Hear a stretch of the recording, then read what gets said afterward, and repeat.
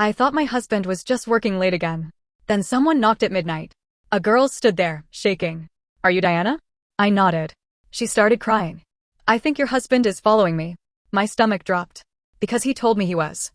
I didn't slam the door. I didn't yell. I just stared at her, trying to understand what she meant.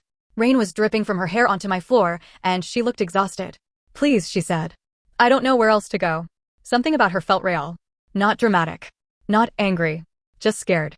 So I let her in. She sat on my couch, clutching a towel, eyes darting toward the door like she expected him to show up any second. What's your name? I asked. Wendy. And how do you know my husband?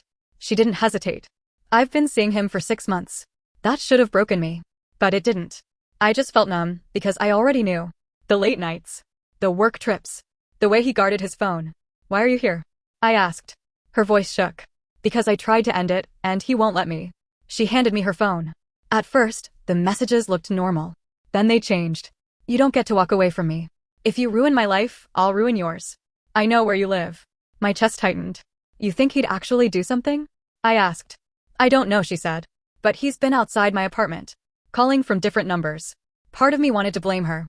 But I couldn't ignore what I saw. Why not go to the police? He sounds normal, she said. No one would believe me.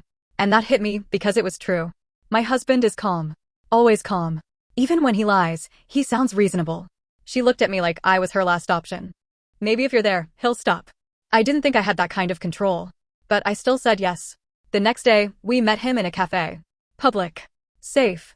He walked in like nothing was wrong. I think there's been some confusion, he said. Confusion. Not cheating. Not threats. Just confusion. Wendy tried to explain, but he kept twisting things. Reframing everything until it sounded like she misunderstood. Then he looked at me. You're smarter than this, Diana. That line almost worked. It always used to. But not this time. You've been lying to both of us, I said. He didn't deny it. He just avoided it. Like truth didn't matter, as long as he stayed in control. And that's when I understood. This wasn't about cheating. It was about power. I stood up. We're done. Not loud. Not emotional. Just final. For the first time, he had nothing to say. I left. 3 weeks later, I'm not living with him anymore.